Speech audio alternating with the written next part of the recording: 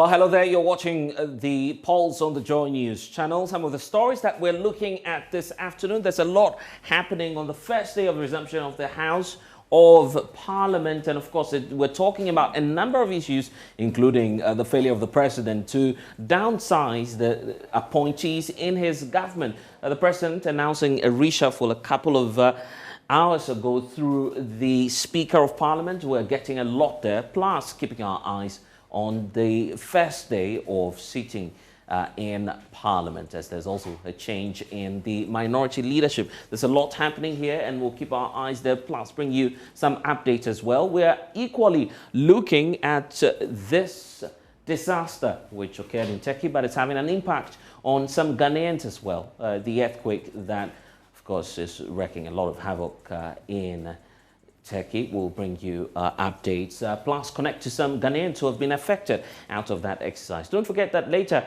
in the Ashanti region as well, we are putting a spotlight on this collapsed school building while we're giving you the very latest reports on circumstances surrounding what transpired leading to that collapse that you see on your screens now.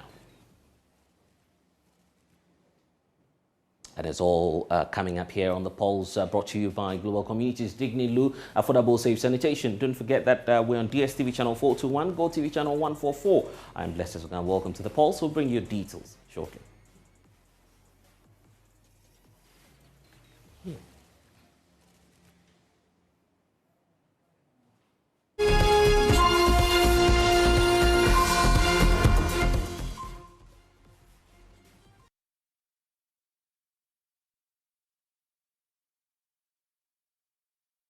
And thanks for staying with us. The president has finally made some changes in his government, but the president, as we know, has failed to downsize his government in that latest move to carry out what is now being described as a reshuffle, or you may want to call it replacement. Speaker of Parliament Alban Bagbin put before the House earlier today some 7 names of serving and incoming appointees who would now be serving in their new capacities as either ministers or deputy ministers of state. Listen to the Speaker. Member of Parliament for Inshaso as Deputy Minister for Trade and Industry,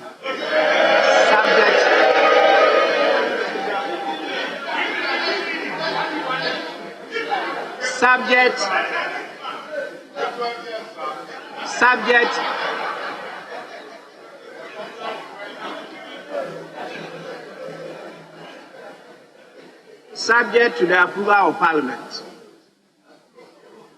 Mr. Speaker, it is my hope that the approval of the above-named ministers designate and deputy minister designate can be done expeditiously to enable me fill the vacant positions in the government as soon as possible. Yours sincerely, Nana Adudankwa Akufo-Addo. Honorable members,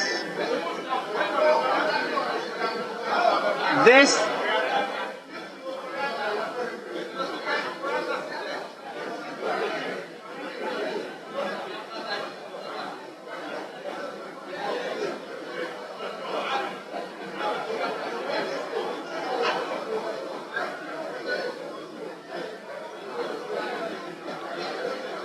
Honorable members, I accordingly refer this communication to the Appointments Committee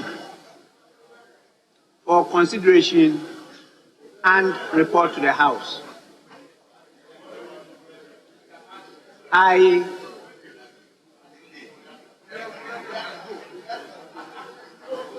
want to, on behalf of members, congratulate the members of Parliament who have met the high consideration of His Excellency and have been given the opportunity to go through the vetting by this House. Well, Speaker of Parliament Alban Bagbin there, but what is now clear is that the president has failed to downsize when his own government is asking Ghanaians to share the burden of the austere economic times in which we find ourselves. Don't forget that there's a lot of mounting pressure even ahead of this announcement where, of course, the MPs were expecting that the finance minister will be redesignated or perhaps fired as the pressure was earlier. But why hasn't that happened, and what's likely to be the impact on his own government and on the state as well? I want to bring in Dr. Asa Asante. He's a political scientist at the University of Ghana. Professor Amwakoban is also a political scientist at the Kwame Nkrumah University of Science and Technology. Benjamin Kwashi is the NDC's chairperson of Council of Elders in South Africa. Thank you, gentlemen, for joining us. Let me start off with you, Professor Amwakoban. I mean, has your expectations been met, given what it is that the president has done? It's been termed a reshuffle, but some see it as a replacement. What's your take on this?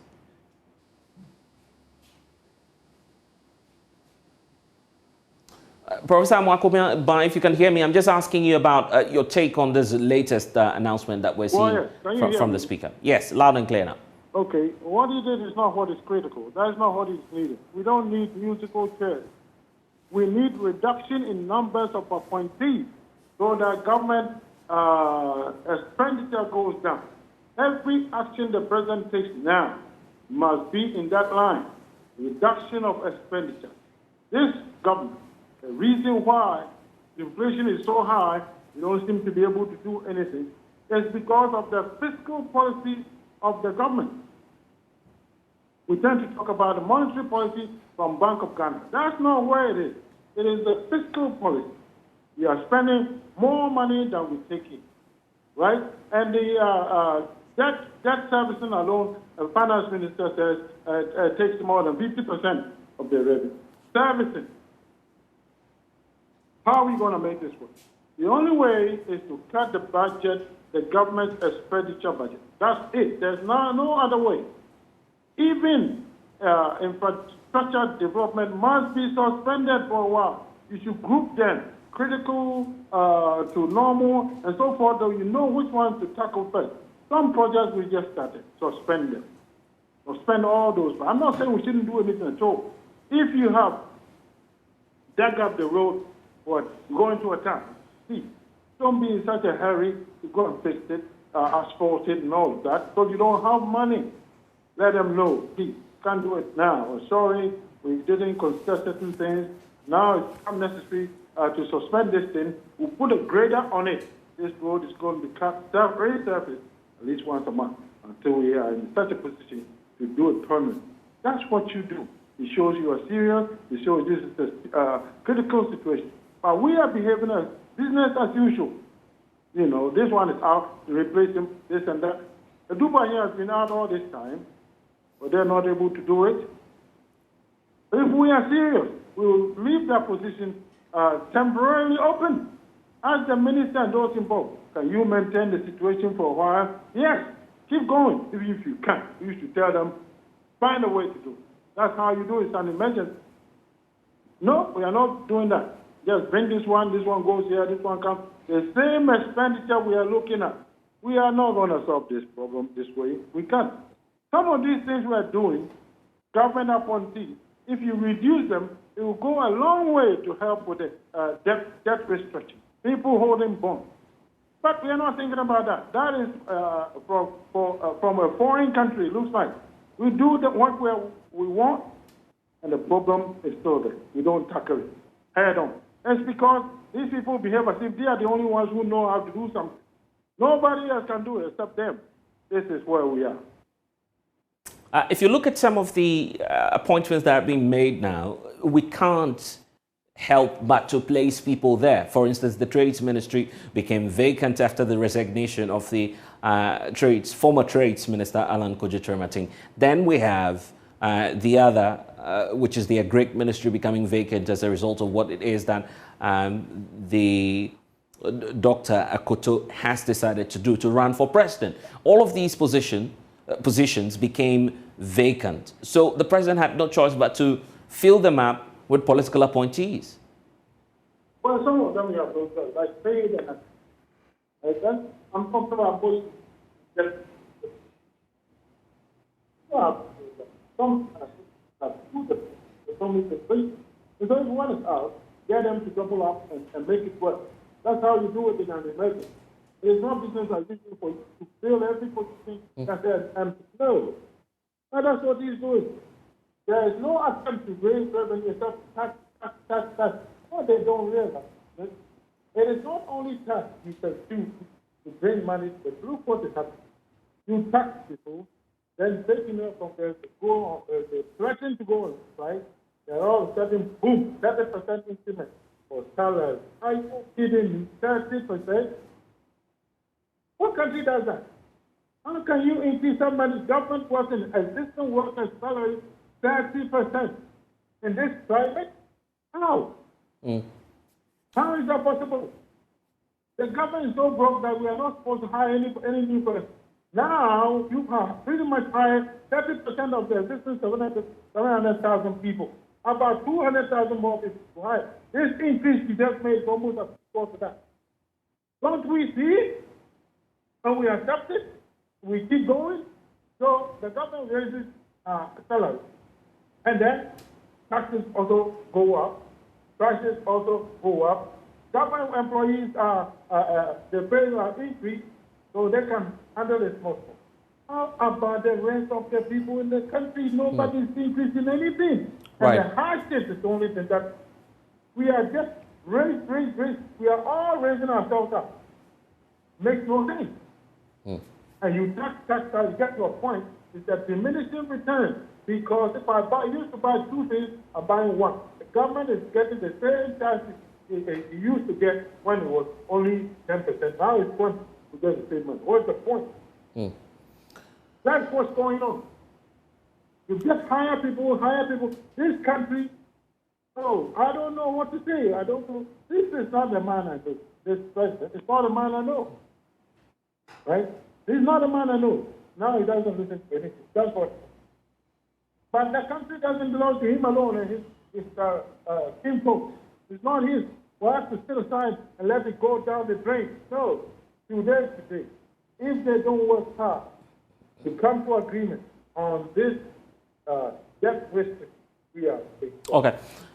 All right. We are big trouble. Dr. Ban, if you could just hold on for us briefly. Let's also bring in Dr. Asante. Doc, and of course, Dr. Ban raising some points about the economic times in which we find ourselves and the need to downsize. But we've kept on for more than a year in the second term of the president. So why not wait until, of course, if any change will happen, we'll see what the next leader will do. I think I share the same views with Dr. Makova. We don't need the size that we have now. We need a reduction of the size because we are cash trapped. We don't have resources, and there's a need for us to ensure that the little that we have can sustain us. So one would have expected the president to forget about the deputy ministers and then bring in only the ministers, the two ministers, substantive ministers who would take positions of agriculture and trade. But the deputy, I disagree with the president. Why am I saying that? Because we want to downsize. And for the time that these people have been out of office, we still have the bureaucracy supporting. The real work, the spade work is done by the bureaucracy. So I don't think we need the deputy ministers at all. We don't need them. We need the substantive ministers, the two, and the deputies, the bureaucrats can support that. Do you have this is a time? Yeah. Do you have an ideal? Do you have an ideal number which you would call okay for such an austere time in which we find ourselves? I mean, Britain, which is one of the richest countries in the world, has less than 125 ministers. We, as a poor country, we have over 80. What is it that we have seen that they have not seen? Right. What is it that we have that they don't have? America, and they have few numbers. Nigeria, even within the South region, We are talking about 40s. All right. I believe that we can even stay up to 19. The Constitution said you need a cabinet ministers of what, 19. All right. Let them work, and then the public servants will come in. I am even this time around looking at a situation where we can look at even 16 who would double as ministers and regional ministers. 16? Yes, we have 16 regions. We have 16 regions. That's quite but of course, extreme, we'll be isn't caught, it? Yeah, because look at the positions that we have to fill constitutionally. The regional ministerial positions. That one we need to, do something in terms of amendment and other, so that we can get it right. Other than that, I would suggest that we need 16. That 16 will represent 16 regions and at the same time double as well ministers. And to be able to meet that constitutional, threshold, you can add 3 or 4 to it so that you meet what? The cabinet requirement. All right. You don't, all that I'm saying that you don't need more than 19 or 20. That's all. The numbers do not matter. It is one, their ability to share in the vision of the president, and they are prepared to work. Now, I mean, most of them, I wouldn't say most of them, but a number of them are going out as what, going to contest for flag bearership and the rest of them. There are those who follow them, and they are following them and then trying to canvass for them to get votes and whatnot. That is not what we are interested in. We are interested in every member of the party helping the president to succeed so that the president can leave a legacy on which they can stand on and contest. Remember that election is a contest of ideas and referendum of your work. What work is the president going to leave for the second tenure that they are going to derive, benefit from and use to campaign to become the president or whatever? And that, for me, is critical. So we need the size to go down. Not only that, we need people to be focused and support the president to deliver on his mandate. And then expenditure must be down. We need expenditure. I understand that all these things that we are moving people from one place to the other, it's constitute reshuffle, theoretically, all right? You bring people in to inject energies. You bring people in as we are changing focus and direction, because now we are going the IMF way, all things being equal. So we need people who have the wherewithal to be able to drive us to that promised land and the rest of them.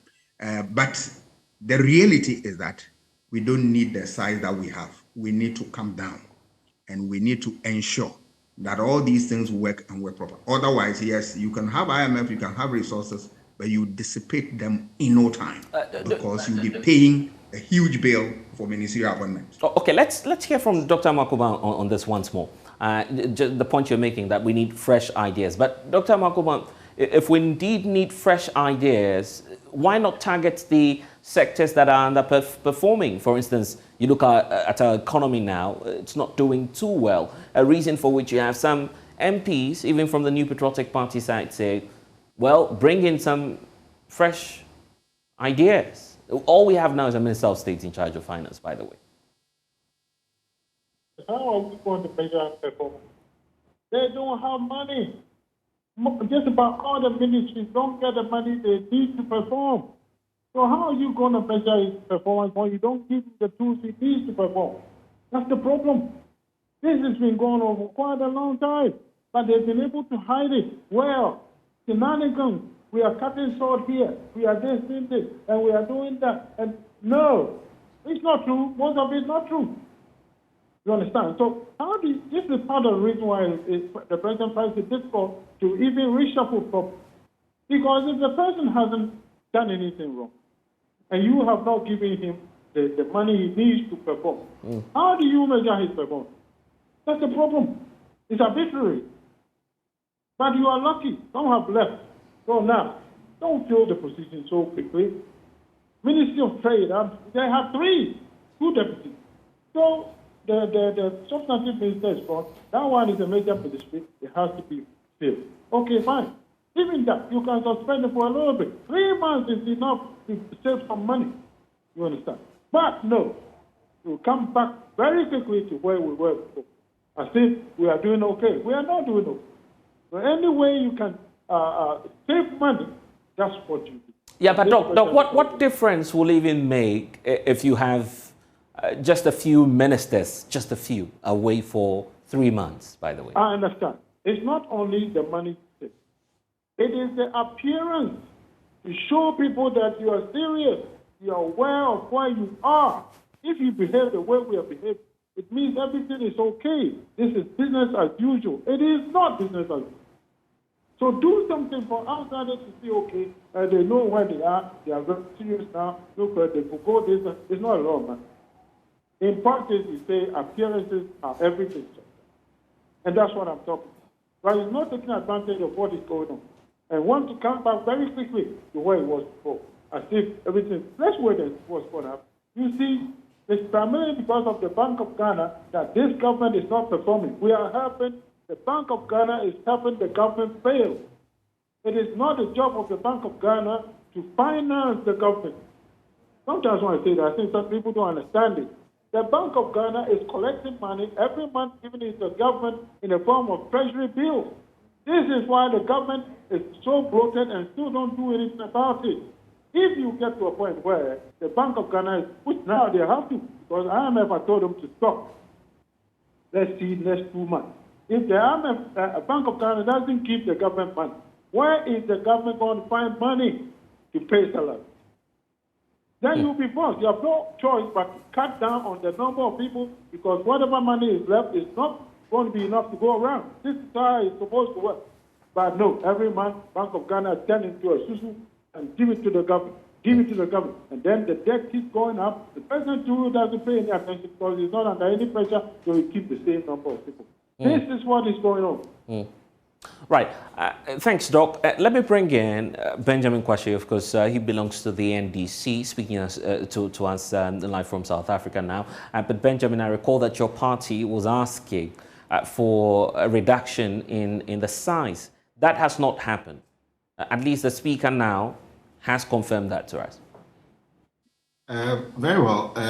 You know, to me and to my party, I don't think we are surprised because this president has clearly demonstrated to us that he doesn't listen to anybody. You don't call this a reshuffle. This rather dead administration of Nanado has just filled 4 vacant positions that ministers resigned from and have put in people there. You see, it becomes very difficult for us as a nation to talk about building the nation together when you have a president who doesn't listen, when you have a president who thinks that, like Dr. Amakuba says, that it's all about him. It doesn't augur well with the economy. Just yesterday, the finance minister is asking us that if we don't get this deal up, the economy is going to crash.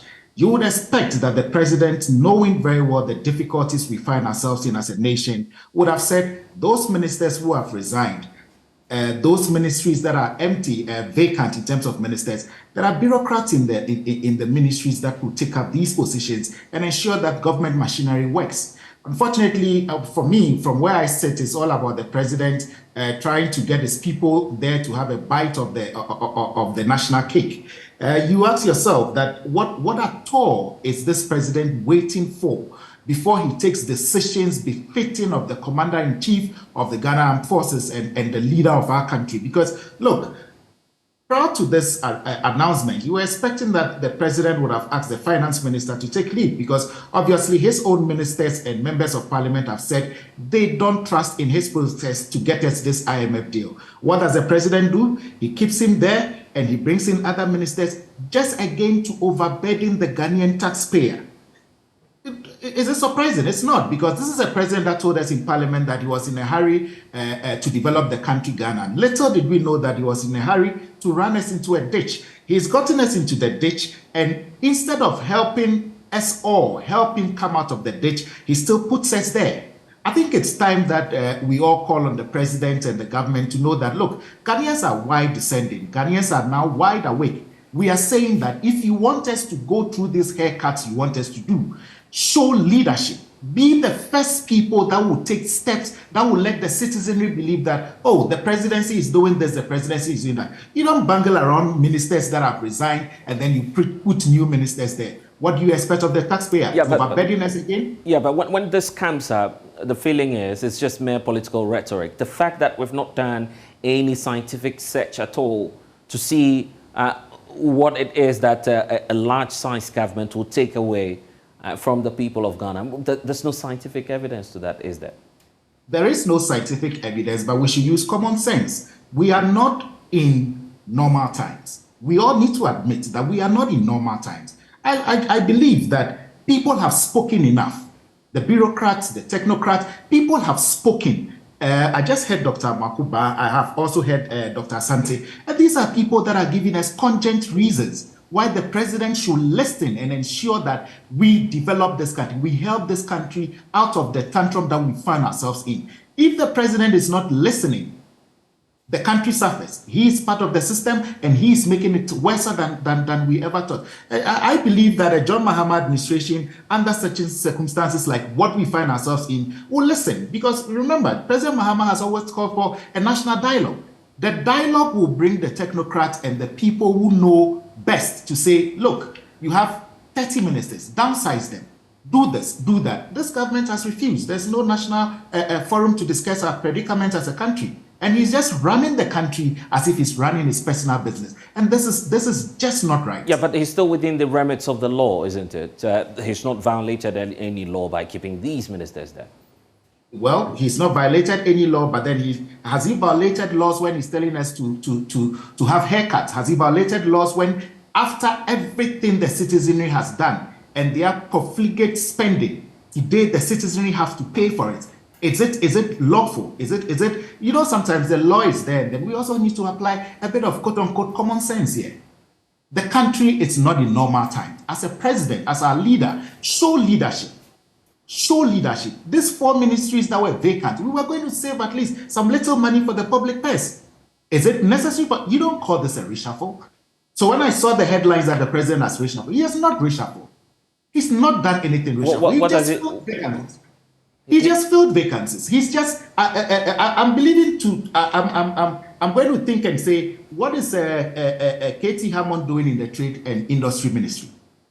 What does he bring on board in the Trade and Industry Ministry that will help us with this IMF negotiations? Is it to say that during the impeachment hearing for the censure motion for the finance minister that he did a good job for the party? Are they rewarding him? I guess you're impugning ill motives here. We don't have any evidence to back that. I don't have evidence, but I'm asking. It's a question I'm asking. Is it that the president is rewarding him? Because honestly, I think that ministry has deputy ministers that are still at post. Why are you appointing a substantive minister? What does Katie Hammond bring on board?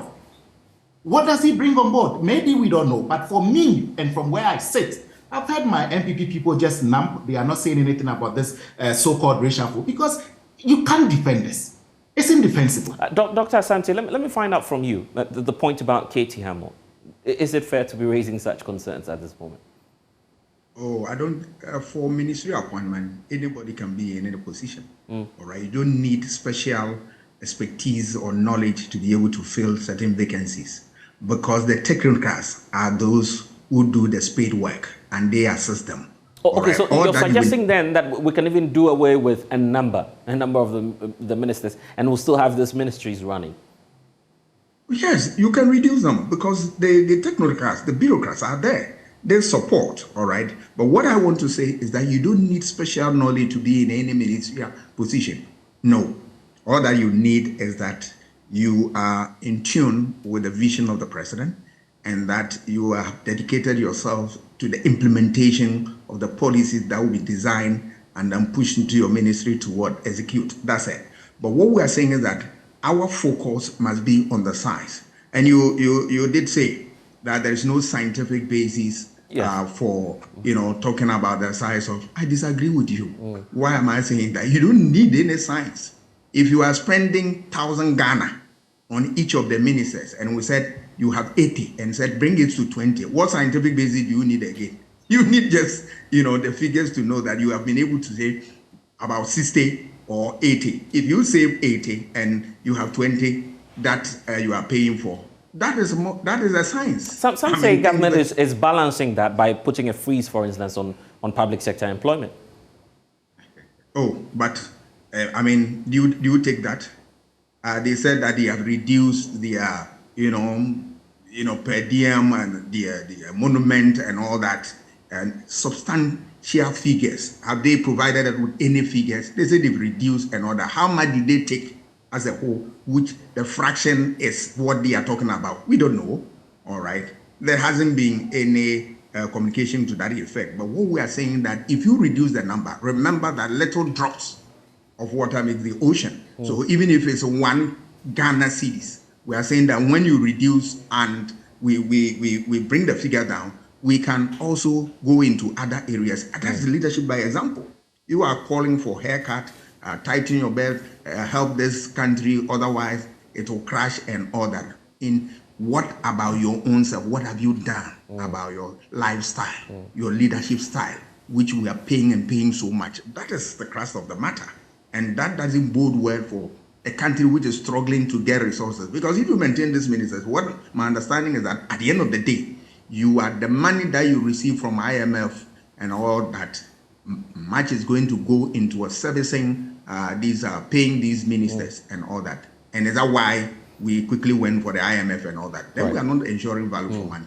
And this is the time that they need to take certain important decisions. But I am just advising them. It's not compulsory. They can either take it or leave it. It is in their own interest to fix this economy. Otherwise, I don't know how they are going to campaign. Because take it or leave it, Ghanaians, irrespective of their parties, their ideology, what they believe in, they believe that economy is the most important variable that they consider when they are voting. So it is incumbent upon them to fix the economy and then make sure that people means of livelihoods are maintained, and then people can go about their normal duty and get what means of livelihood. Otherwise, the day of accountability, when it comes, the story will be too different. Well, we need to go, Dr. Asah-Asante. Thank you. Benjamin Kwashi, you have a final advice to the president on this? Well, the president has... Kindly unmute for me so I can hear the points you're making. Okay, very well. Can you hear me now? Yes, loud and clear. Okay. So what I'm saying is that we have a president who has made it clear that he's not going to listen to anybody. A president who doesn't even listen to his own party folks when they tell him that, look, things are not going right, things are not well, you need to do A, B, C, D. He does what he pleases. This is a president that's time without number has not shown any sign of good faith in helping the Ghanaian economy grow. I can also say that we as a country would learn from what has happened, and we will ensure that going into elections, we remember the elections as consequences. We told Ghanaians, but we are not here to say we told you so. The NDC will come up with the alternative government. The NDC will ensure that our economy runs back to where it was when we handed over the governance of the country to the rather disappointing Nana Akufo-Addo Bawumia administration. Dr. Amakoba, for you? For me to advise the president, because he has demonstrated over and over again that he doesn't listen to advice, except what he wants. He wants to do whether good or bad, that's what he's going to do. But it is not his country. It's kind of sad, really. The man we elected, we need that man back, not this one. The man we elected in 2016, that's the one we need back. The all-die-be-die man, that's the one we need back. You know, I sat in his office looking at him, tears in his eyes, talking to me. Now, that's not that. Now he doesn't listen to anyone. He does what he wants. It's almost as if he doesn't care about the country. His party, forget it. This is why the party, MPP doesn't know what. I say we should stand up. The party comes before the president. That's what I'm telling you. Stand up. You are the one who can save the country. All right, then. Force him to do the things he's supposed to. Unfortunately, everybody wants a positive. And so you keep quiet, hoping that maybe your name comes up, then you go and do it. They're still doing that. You know, what the Honorable said about Katie Hammer, he was a hatchet man. He's being paid now. No doubt at all. He's being paid now. He's done a job. This is what is going on. Everybody's waiting to call.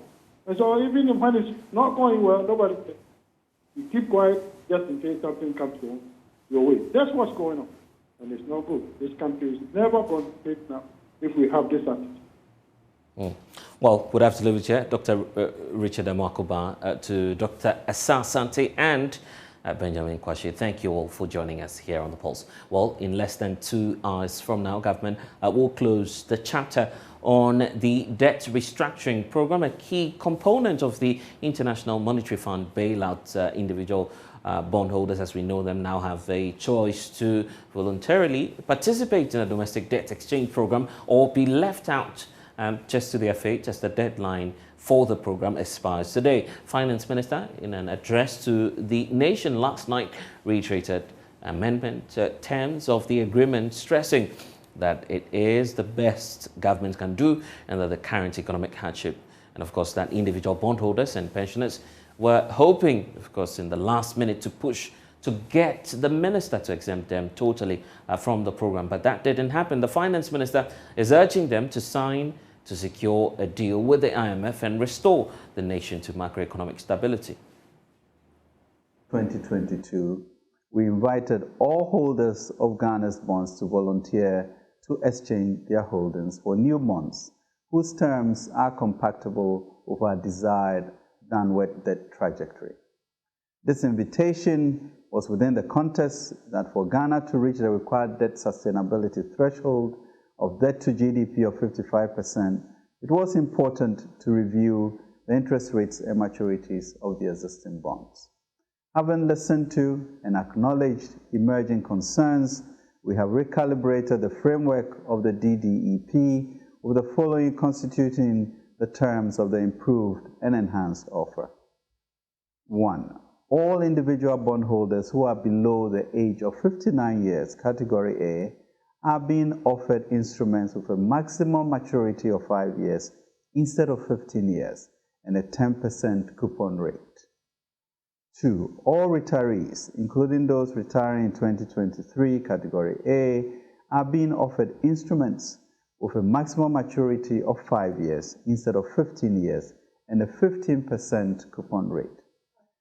All retirees, including those retiring in 2023, Category B, are being offered instruments with a maximum maturity of 5 years instead of 15 years and a 15% coupon rate. The objective of this is to ensure that individuals, especially retirees who put their hard-earned savings in our domestic market, are not left in hardship as a result of the DDEP and yet contribute to the resolution of our current crisis. We have been intentional in pushing the threshold of what is possible in order to safeguard the well-being of our pensioners, preserve the savings of individuals, protect the working capital of businesses, and ensure the health and stability of our financial sector whilst restoring macroeconomic stability. Indeed, since the first announcement of the DDEP, the government has engaged in good faith discussions and extensive stakeholder engagements with all groups in order to reach a resolution that ensures an orderly path out of our economic challenges.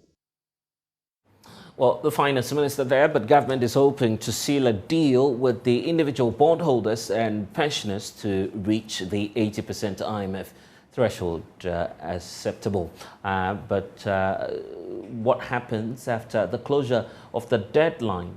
Here with me is Isaac Kofiaje, his data analyst with the Joy Research Desk. We'll be getting into all of that shortly. But before then, where the Finance Ministry earlier today, where my colleague Kwesi Aveji has a report of some of the individual bondholders besieging the Finance Ministry earlier today. Day 2 of their picketing at the ministry demanding the total exemption, as you have indicated just now, that yesterday in the minister's broadcast he indicated that there is no way government is going to grant their exemption, but they are being relentless on their call for a total exemption. And so, as you can see, there are a number of them here with the placard they came here with yesterday with the same message, total exemption from the government domestic debt exchange program. Let's have a short interaction with a few of them on why they are so relentless on their call. Sir, the minister, when he met you yesterday, indicated that government position right now won't allow them to grant your request. In the evening broadcast, he re-emphasized the deal they have made available for you. Why are you still here today?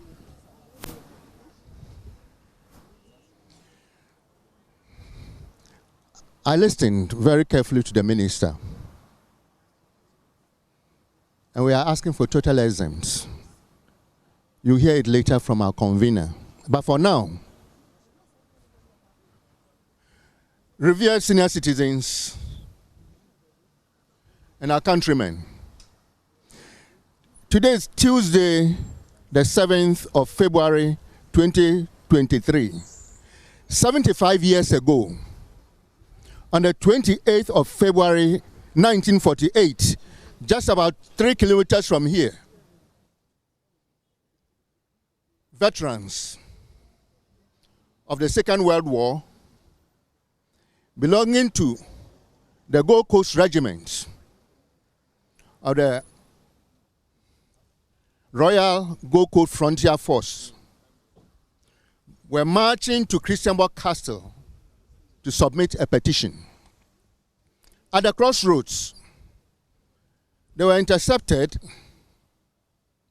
and 3 of them, Sergeant Ajete,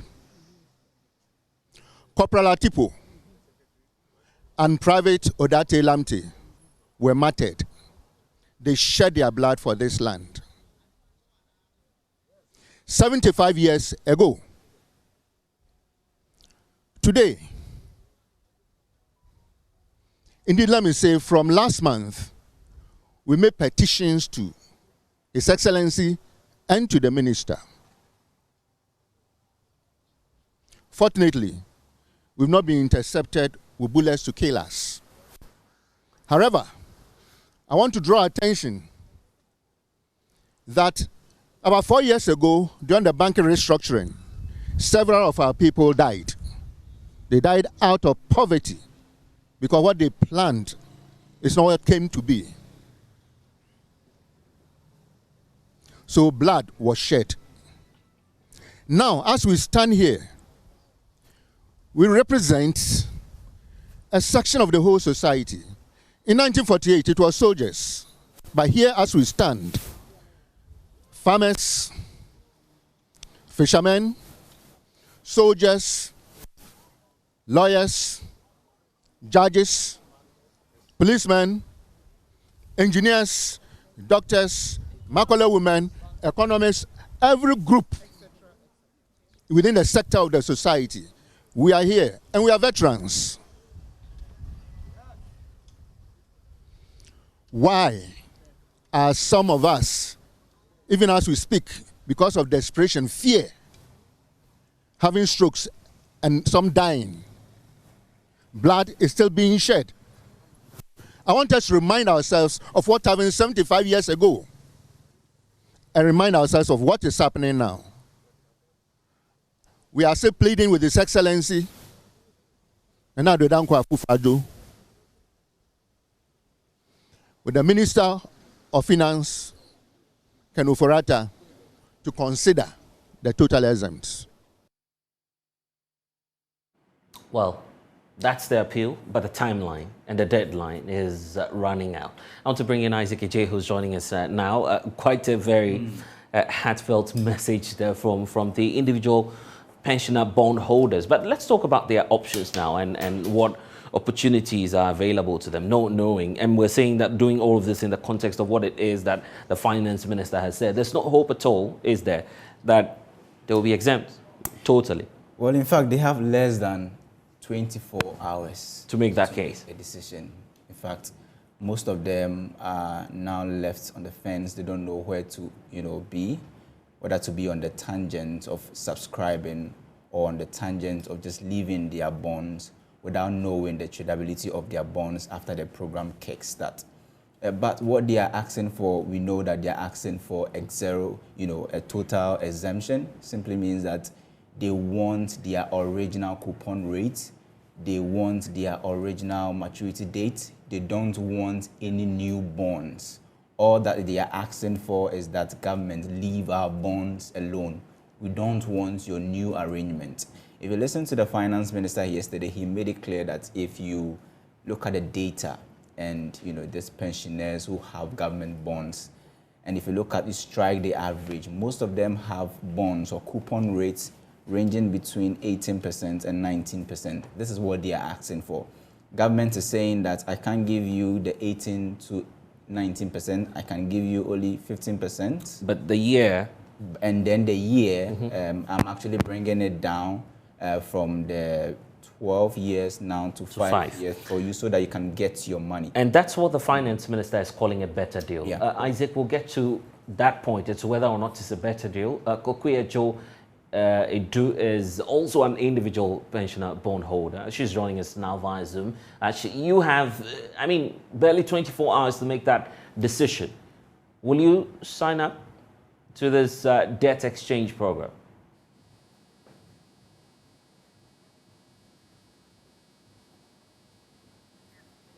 Kokui, we're not able to hear you. If you could just unmute for us so we can get the point you're making. I was asking if you were going to sign up, knowing that you've run out of time. Basically, you have, technically 24 hours to make that decision. Oh, well, as far as I'm concerned, we have maybe about 24 minutes and not hours. Yes. The deadline is at 4 o'clock. And so we do not believe that this program will be derailed because of us. And so we will continue to hold on to what we have under the terms that we contracted. Already, inflation and high interest rates have affected the value of what bonds we have. But that comes with the territory. That we cannot hold anybody responsible for. But to vary the terms of our bonds, that we cannot accept. We've been told it's voluntary. And yet the minister has found it necessary to explicitly exempt the pension funds. So there has to be some real benefit in saying that they are exempt. And therefore, we say we'll hold on to ours. We don't want to self-exempt. But we are being asked to self-exempt. We don't want that. We said, just say also that we are exempted. After all, the minister is very concerned about future pension funds or a future situation, which is he's concerned about the fund managers managing the funds now for people who retire in the future at the expense of current situation, at the expense of current pensioners. For us, we are managing our pension funds ourselves. We are not asking pension fund managers to manage it for us. We are managing ours ourselves now. And we took all kinds of decisions in the past to arrive at this situation today. We denied ourselves of current expenditures then. In order to put money away, either in the savings, investment, or whatever, you deny yourself of spending your money at the time. And you take right decisions to put your money away in whatever form you choose. People did business with theirs. People built houses with theirs. People had good times with theirs. What we did with ours is what we chose to do with it. And we chose that with some expectations. So please, and one of it is that we want to live dignified lives at this point in our life. We want to live in dignity. And so we took certain decisions. So please, we are saying, exempt us like you have exempted the pension funds. And I recall, if it's good for them, it's good for us. And I recall that you were there day one when, of course, the finance minister invited you to make a statement. Afterwards, there was a response to your plea. He says, that's running through his statement now. Oh. Please, Buame, Namen Buao. You know, at the time that we took up bonds that were issued, that is when we helped him. If you issue bonds and nobody takes your bonds, you issue some papers collecting money from people. If you issue it and nobody takes up your bonds, you will get no resources to do anything. So we did that then. Yabuano. This is 10 now to us. In fact, what he said is what he should be doing for us now. We are what you. I have a bond I've held for about 10 years that's maturing next year. Look at how long ago I helped. Yabuano. Right now, it's his time to unwind. Give us our money under the contracts that we took with you. He's revising that now. He's revising that now. He's giving you a 15% and a revised year of 5 years. So of course, he calls that a better deal. Don't talk about 15%. You see, 15%. When you do that, it's as if you've given me 15%. But there are people holding bonds that are 20-something percent, 29%, 25%. That's where you should be starting from. You don't start from zero. Nobody issues a bond at 0% for anybody to go and take. Try it. So we're not starting at zero, please. We are starting at the contract that we got ourselves into whatever number of years ago. That's where we are starting. And all we are saying is that you have found it in your heart to protect future pensioners by ring-fencing and protecting pension funds now.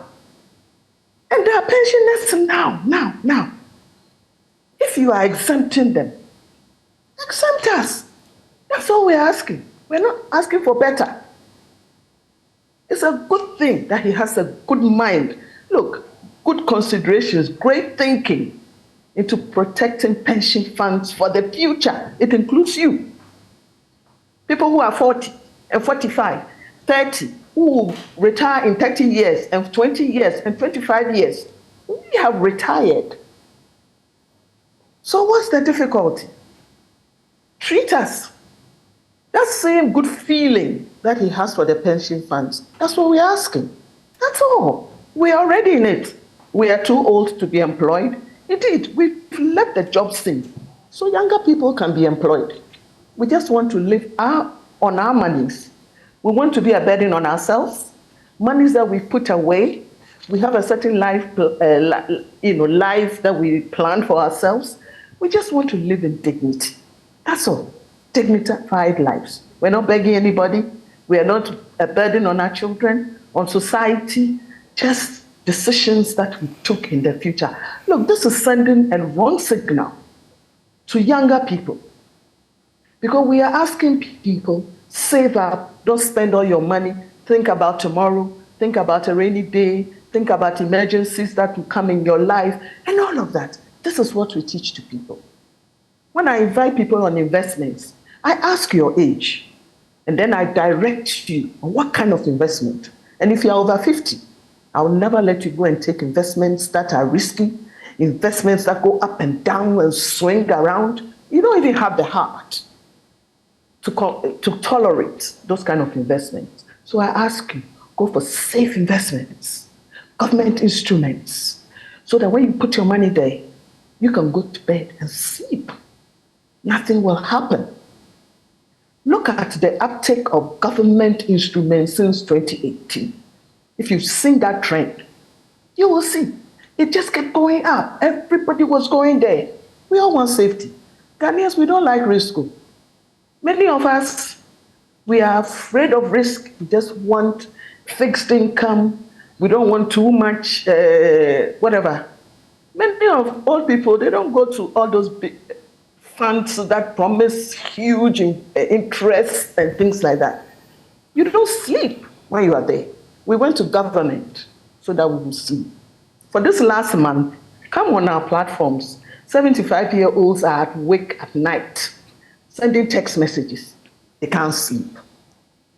You know, so all the advice that you give to people, what we have taught in our investment classes to our students, everything has been thrown out of the window. Of course, nobody is saying that there's no risk at all with government, but we're not expecting it to this extent. And so we know that the minister has heard us. He's probably there crunching his numbers and looking for where he can make some adjustments. He will tell us something good. For now, we aren't signing. We are holding on to our old instruments. We have trust in that. We feel that's more superior. So we are holding on to it. Right, and Kokuya, I don't know, I can imagine how you're feeling now. I don't know if you're a Christian or which faith you subscribe to. You just have 24 minutes. You believe that a miracle can come true and that the finance minister could change his mind? Oh, that's something that's been going around. What doesn't exist is what? We have trust, we have faith, and our minister is also a very strong Christian. So we'll see. We'll see. We are also testing his Christianity with this. He will come and say something good to us. We agree that all hands on deck, but monies have been used to develop the whole country. Those of us who loaned the monies should not be the one to bear the burden. And we are hoping that he'll come up with some very creative ways of passing on this debt so that we can all chip in. So that even you, I'm hoping that you chip in. Maybe if we can start paying 10 cedis at the toll or something, all of us will drive through and we'll all contribute. They'll come up with some great things. We are trusting. Okay, here's what I'll do. I'll give you the very last opportunity to speak to the finance minister and to possibly the president. There are many in authority watching now. What would be your message to them? Honorable Minister, His Excellency the President, and all other people who have the heart to listen to us and our concerns. We have paid our due to the country.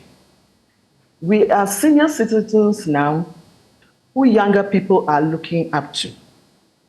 We have done the right things in our lives in putting monies away, investing in our future so that we won't be a burden on anybody.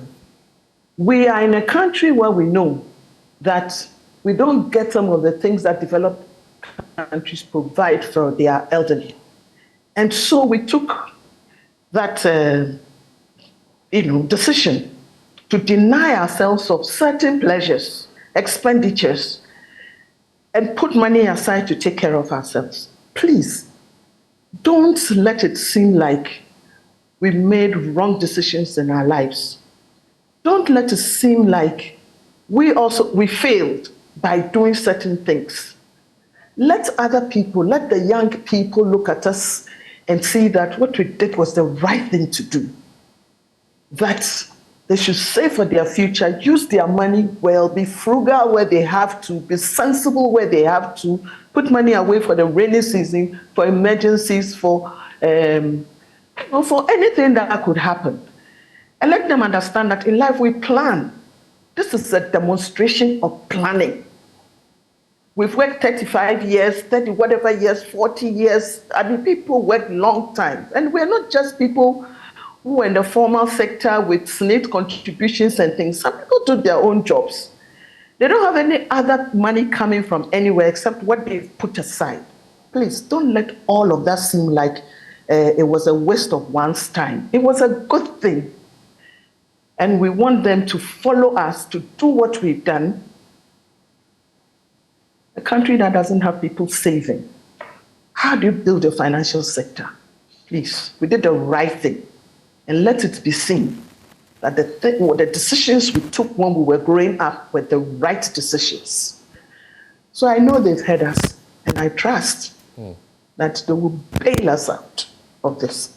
So on behalf of all the people who find themselves in this situation, there's so many of them who can't join us. So the few of us who can, we're speaking for them.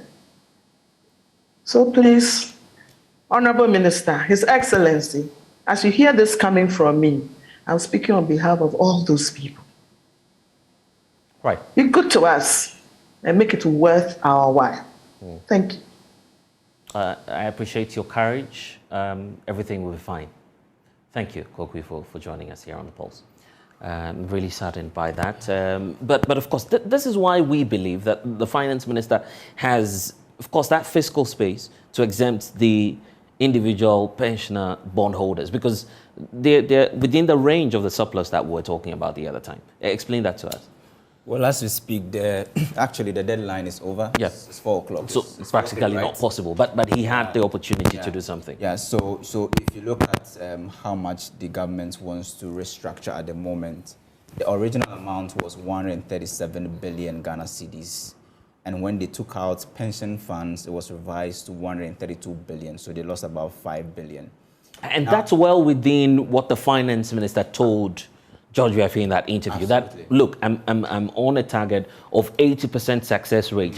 I mean, it won't make much difference if you just exempt this group of people, well, plus the individual bondholders themselves, because that would just have been 10%. As we speak now, we have the bankers on board, we have insurance companies on board, securities on board, and then probably individual bondholders, they do not have the total exemption that they were looking for.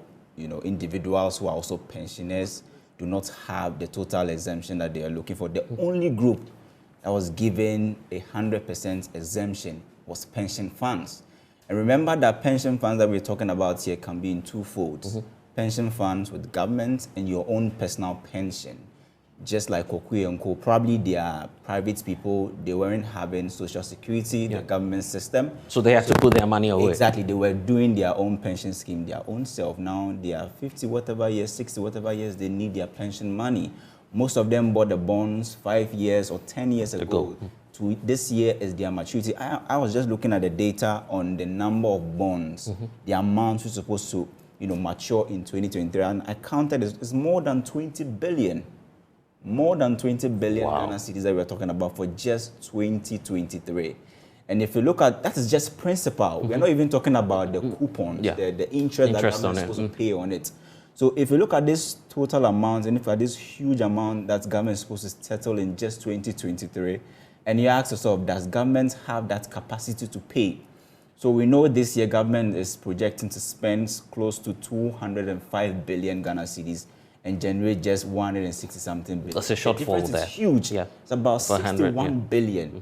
And you ask yourself, how is government even going to fund this 61 billion that we're talking about? First, it was this same bonds that they were buying. They were using to show up. Now it's off the table. Now there's no bonds. We don't have bonds anymore. The only thing available to government now is what we are looking for. The IMF 3 billion, and then also treasury bills that we are actually borrowing from the treasury bill market. But mind you, this year, this actually, I have been looking at the data and I realized how high treasury bills, the rate is about 34, 32%. Shorter. So high to the extent that investors are being attracted. They are, much more to that. Exactly, because of the high interest, and they are buying the treasury bills. Treasury bills are being oversubscribed. And we just heard a story on Bloomberg saying that government is planning to default on payment of about 4 billion Ghana cedis of bonds this year. And you look at all these things going on and you ask yourself, so the restructuring that we are talking about is supposed to come in 3 forms. You're supposed to restructure your debt, restructure your system or your structures, or probably do a fiscal restructuring. But it looks as if government is focusing heavily on the debt restructuring. But IMF condition is just debt restructuring. You need to adjust the system as well. The system, and then also your expenditure. If you look at the paper that the individual bondholders presented to the finance minister, they provided a number of alternatives, about 80 billion that they feel if government is able to do that, government will save itself about 80 billion cedis, and you wouldn't have to include, all these pension people and everybody in this, debt restructuring that we're talking about. You have bankers on board, you have insurance companies on board, you have securities on board. we believe that, individual bondholders believe that with these 3 groups on board, you can still even have your 80% target that you're looking for. Now we know your target has now dropped from 137 to 130, 7 billion gone. This 7 billion gone, I am sure, is because government is making plans to include pension people, giving them the 15%, the 10%, because initially it was 0, 5, 10, then 9 and 8 it dwindles. But now it's been revised. Exactly. So I am sure 15. That the 7% difference is as a result of the current adjustment that government has done. But the key thing here is you can have other avenues of restructuring your system. Exactly, restructuring your system. Okay.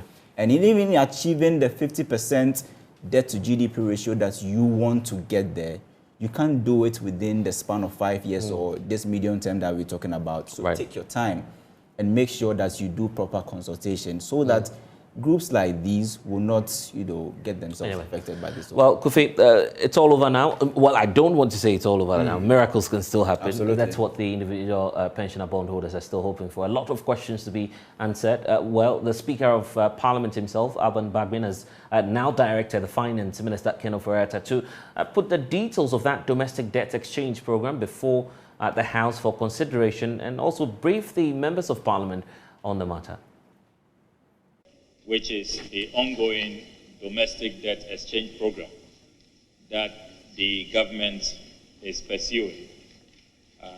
During the break, I joined the majority leader, the current minority leader, who was then ranking member of the Finance Committee, to receive a petition from the Association of Individual Bondholders. I am quite disappointed that the business arranged for this week does not feature the Finance Minister. The Finance Minister will have to appear before this House. And Right Honourable Speaker, I appeal to you respectfully to instruct that the Minister for Finance appears before us so that we can have a full briefing, we can debate this matter. The duty of the Finance Minister is not simply to engage this House. So, Speaker, Article 181, Clause 3 of our Constitution is clear that this is borrowing on behalf of the state. And Sections 55 and 56 of the Public Financial Management Act 2016 is also very clear that this is borrowing on behalf of the state. The terms and conditions of the borrowing ordinarily must be laid before this House and must be approved by a resolution of this House. And the Minister has gone ahead to go and define his own terms and conditions of borrowing and is out there negotiating with the bondholders terms and conditions that have not been approved by this House. Well, except for what transpired, Deputy Finance Minister Abinel Sayasari was on the floor. She responded to concerns of the MPs and insisted that the broad policy understanding is that the exchange program has been approved by the House in the 2023 budget, but explained that the House had not been briefed because of its recess. In the budget of 2023, we mentioned, this House approved that policy, that we were going to come up with a domestic debt exchange. And Mr. Speaker, based on the budget that was approved, Parliament gave us permission to spend compensation to a certain tune. And it's the same with our borrowings to a certain tune. And then capital expenditure as well as goods and services. And for my friend on the other side to say that we are now going to borrow, these are funds that were approved for us to utilize previously. And government is saying, I'm engaging with you to make sure that due to the conditions in which I find myself now, I will not be able to discharge what initially I had agreed with you. And Mr. Speaker, let me put it on record that the pension funds are not part of this exercise that we are doing. Just to correct my friend on the other side, pension funds are not part of the exercise that we are engaging now. Mr. Speaker, they are not part of it. All these various bondholders, we have been able to engage them. We did it with the banks, we did it with the insurance companies, and I know that last week when we met the business committee of the House, the leadership of the House, we mentioned that once Parliament comes through, we will come and brief the House on how far and the steps that we have taken to get to where we are. So, Mr. Speaker, Parliament was on recess.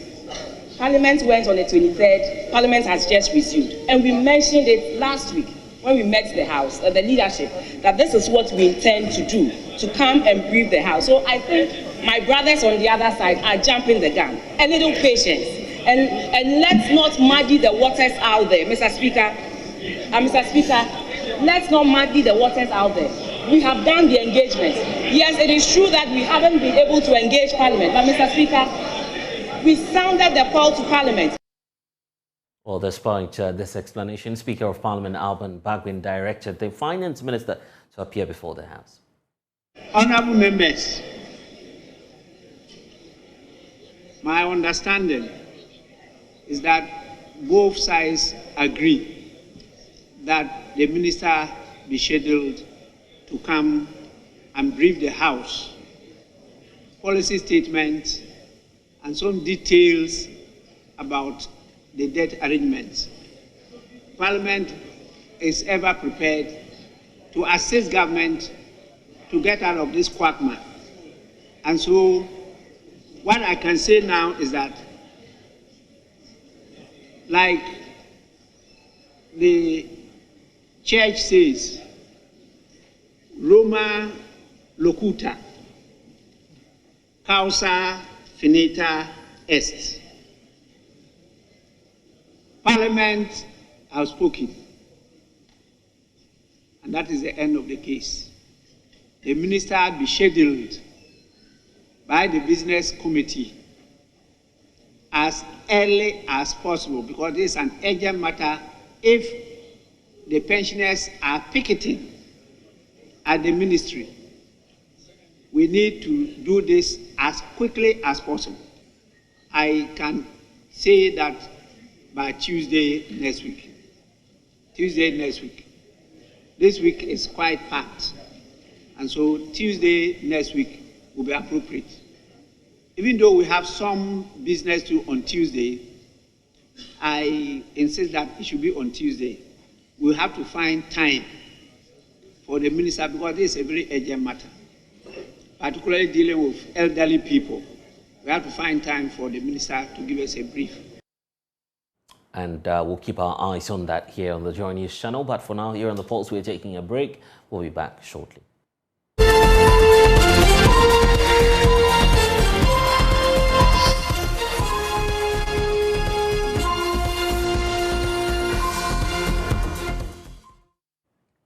Well, in the Ejura community, there are concerns about some illegal mining activities going on there. Exactly what's happening this afternoon, we're joined by Nananom from the Ejura traditional area of the Western region. They've had to travel all the way from the region to Accra here to speak to us on a number of issues. So we appreciate you for that. And of course, there's a need for us to introduce those who we have in studio with us for you to have an idea of what's happening. Nana Domini is the Nana Domini Mieza II is the Ejura traditional area leader. Yes, and we also have Nana Ete Akrade II, who's chief of Ejura Band. So they are here to explain all of what's happening to us. So now let's start off with you. Explain what's going on and what concerns you have really in that community. Thank you, my brother. We bring warm greetings from people of Ejura, the Ejura states, and our leader, the president of Ejura traditional area. That's Ewulai Ngamaitu II. He's the paramount chief of the area. I speaking, my name is Anata Kare II, as I've already mentioned, the Nifahini of the Jura traditional area. We are simply here to bring out our grievances, to let the whole world, Ghana, is my mind, and Jura mind, to know that the whole Jura states, we are saying this afternoon that we don't need a mining company in Jura land. Our reasons are simple. This is someone who have been mining for a decade now, without any support for the community. There are a lot of distractions on our Cobra River. It brings macho men and the other security personnel with poor passion, attacking our people. We have turned to slaves on our own land that our forefathers fought before acquiring those lands. And we are currently the custodians of those lands. Now, to be honest with you, his activities is a nuisance, or has become nuisance to the Jura states. That is to say, people cannot go to their farms. If it's clear that you want to take and try to do something on your local building, say that concession belongs, or that place belongs to them. If it's about bamboo that you want to use to do fence, company mining company will say the place belongs to them. What's the name of the place? The name of the company again? Okombi Mining Company. Oh, okay, right. Okombi Mining Company Limited. The CEO is Mr. Ponsa. In fact, these things are not helping the community. To the extent that Nananum at a point requested that he assist in compensating the local people, those that he destroyed their farms. He issued a down check. You can see clearly, this is it. It was sent to the bank. Look at the back. We have evidence of all this. Okay, he was ordered to pay this amount. This is what he brought in. The check bounced. As we sit here, we are not just sitting here as ordinary people of Jura. Every chief, we are almost 8 in the traditional council. Everybody. Okay, so all 8. This is from all 8. Yes. These are all our gazettes. I mean, extract for National House of Chiefs. We are not just ordinary. We are not acting. We are not ordinary people in Jura. We are known people with the required qualification and required document. Good. Now, there are people who are publishing a lot of things. We know them to be part of Jura fraternity. But the council, as we know, every traditional council is a constitutionally established institution. And I would say it's a government institution. Traditional council is a government institution, headed by the paramount chief. Now, the whole council has decided, anytime we go for council meeting, or we attend council meeting, we write minutes. Okay. And the whole council decided that this person is causing nuisance. We have SHS, community SHS in Jura. It's still a day school, so the attendance is becoming poor. We need boarding status. Government has done its best to bring the school. What about these companies? He in particular, his activities are not helping us. At a point in time, as I speak now, I have an uncle whose cocoa farm was destroyed. 2 acres of cocoa farm was destroyed. He wasn't paid any compensation. If people of Jura are listening to me, I have an uncle called Kobi Bongolo. He's there right now. At Jura, Swayem, they are to Fohine. Nana Bonfo also. He destroyed his cocoa farm without any compensation. These are the people crying. We have evidence. So what demand are you making now? Our demand is that his activities are causing nuisance.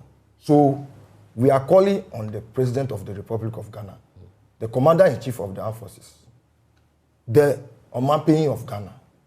We are calling on him to prevent him, or we don't. The people of Judah are saying that we don't need Okobi mining So he should stop. on our land. He should stop.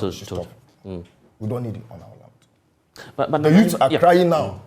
As I speak now, we try to talk to them. Right. They want to demonstrate, but we are telling that there are a lot of avenues to be exhausted. So as we are here, we are still pursuing the process. Okay, I'm interested in finding out, Nana, have you made attempts at your level, the level of the traditional council, to, draw his attention to all of these happenings within the community, the owners of the company? You've done that so many times. The reason why we are here on our traditional council, right?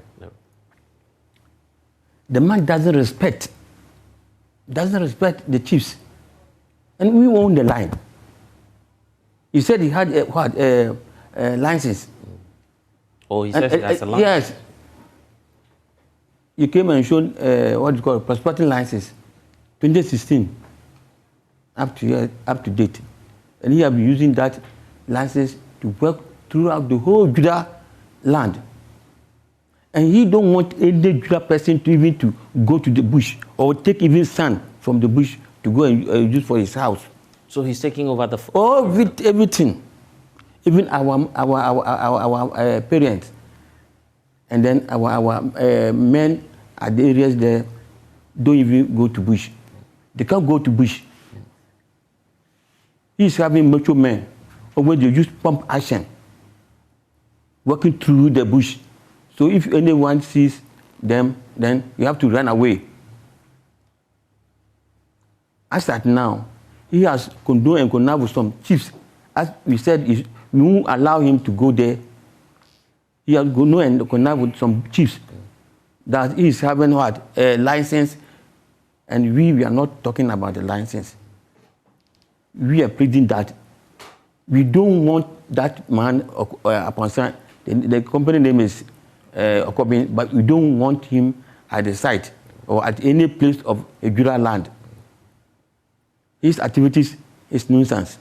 As I'm sitting, it's 2 weeks now that he reported me that I'm doing GMC. I'm staying at Takwa. He reported you? Yes. He reported me, and I announced me with some radios, about 3 radios, that I'm doing GMC. In fact, I was told by my friends that, Nana, you are doing GMC. Oh, how can I do GMC?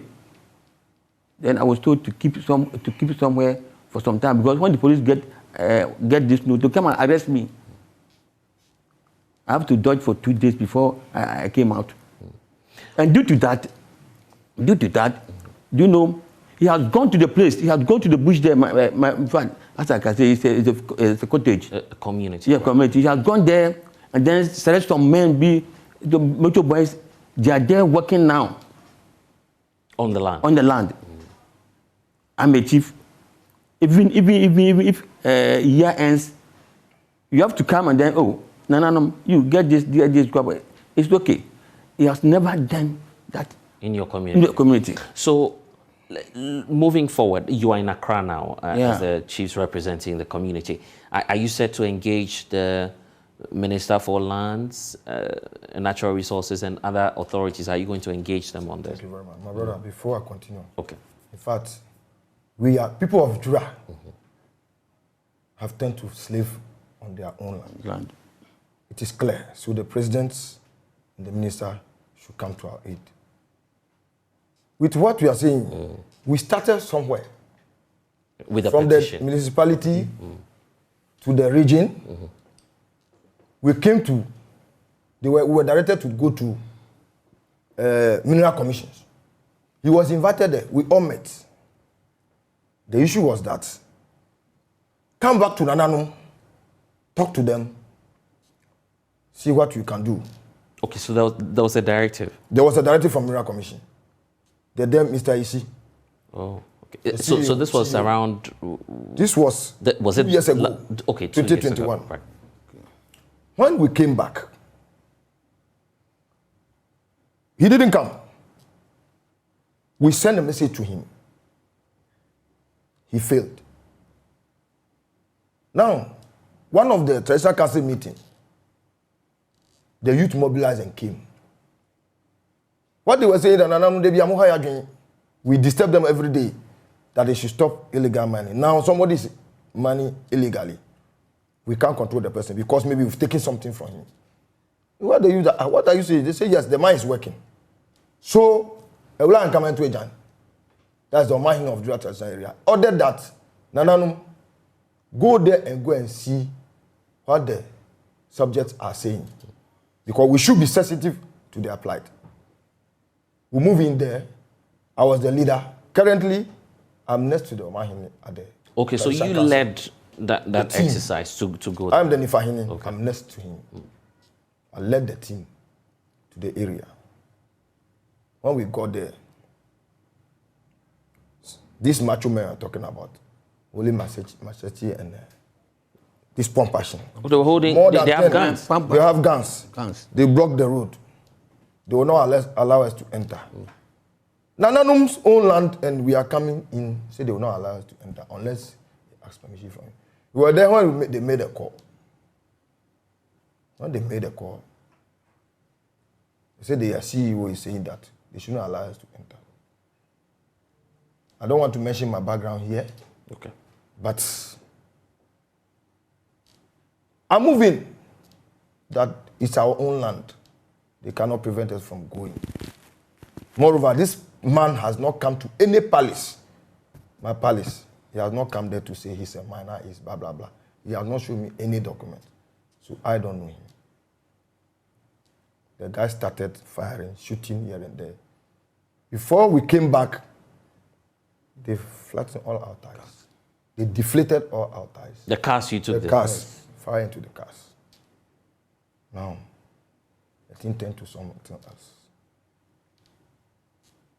Whatever I'm saying, people of Ekosunu are listening to the thing happening in Ekosunu town. People of Ekosunu in Jura, traditional area, are listening to what I'm saying. Ekosunu chief is listening to whatever I'm saying now.